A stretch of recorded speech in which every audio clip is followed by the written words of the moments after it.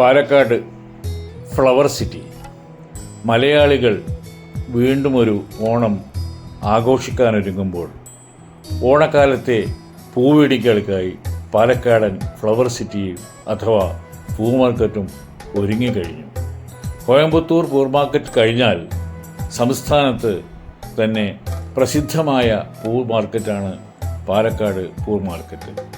നഗരത്തിലെ municipal bus സ്റ്റാൻഡിനോട് ചേർന്ന് മേട്ടുപ്പാളയം തെരുവിലുള്ള പൂ മാർക്കറ്റിന് ഏകദേശം 4 പതിറ്റാണ്ടോളം പഴക്കമുണ്ട്. ചെറുതും വലുതുമായ 30ഓളം പൂക്കടകളാണ് പൂ മാർക്കറ്റിലുള്ളത്. അത്തം പിറന്നതോടെ പിന്നെ 10 നാളുകൾ പൂ മാർക്കറ്റിൽ പൂക്കൾ ഒരുക്കുന്നതിനും പൂക്കൾ വാങ്ങാൻ എത്തുന്നവരുടെയും തിരക്കാണ്. പ്രധാനമായും തമിഴ്നാട്ടിൽ നിന്നാണ് പൂക്കൾ എത്തുന്നത്. ശനിയാഴ്ച ദിവസങ്ങളിലാണ് കൂടുതലും കച്ചവടം നടക്കാറുള്ളത്. മുല്ല, ജമന്തി, റോസ്, മല്ലി തുടങ്ങിയ പൂക്കൾക്കാണ് കൂടുതലായും വ്യാപാരം നടക്കുന്നത്. ഇവിടുത്തെ വിൽപ്പനയ്ക്ക് പുറമെ അയൽ ജില്ലകളിലേക്ക് കയറ്റി അയക്കുകയും ചെയ്യാറുണ്ട്.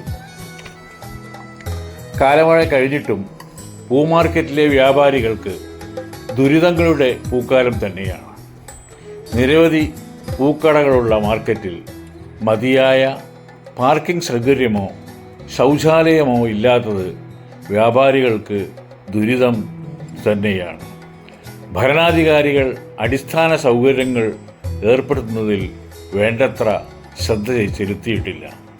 വിൽപ്പനക്കായി മാർക്കറ്റിലെത്തുന്ന പൂക്കൾ കൊണ്ട് മലയാളത്തിനകത്ത് കുത്തുന്ന സംഘങ്ങൾ മേട്ടുപ്പാളയം തെരുവ്, നരികുറ്റി മേഖലകളിൽ വീടുകളിൽ ഇപ്പോഴും സ്ഥിരമായി ഉണ്ട്.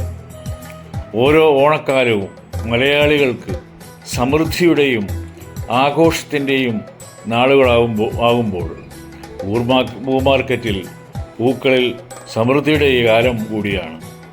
ഓണനാളുകളിൽ പൂക്കളൊരുക്കാൻ നാട്ടിലെ വഴികളിൽ കൊട്ടയുമായി പൂക്കൾ പറിക്കാൻ പോയിരുന്ന കാലം പൂമാർക്കറ്റിൻ്റെ പൂക്കൾ വാങ്ങാൻ എത്തുമ്പോൾ മലയാളികൾ വീണ്ടും ഒരു ഓണക്കാലം തന്നെ വരവേൽക്കാൻ തയ്യാറാകുമ്പോൾ പാലക്കാടൻ ഫ്ലവർ സിറ്റിയും പൂവിണിക്കായി സജീവമാവുകയാണ്.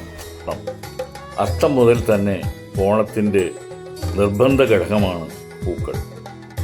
വയനാട് ദുരന്തത്തിൻ്റെ കരിനിഴലിലാണ് ഇത്തവണത്തെ ഓണം. ആവേശവും ഉന്മേഷവും കുറവാണ്.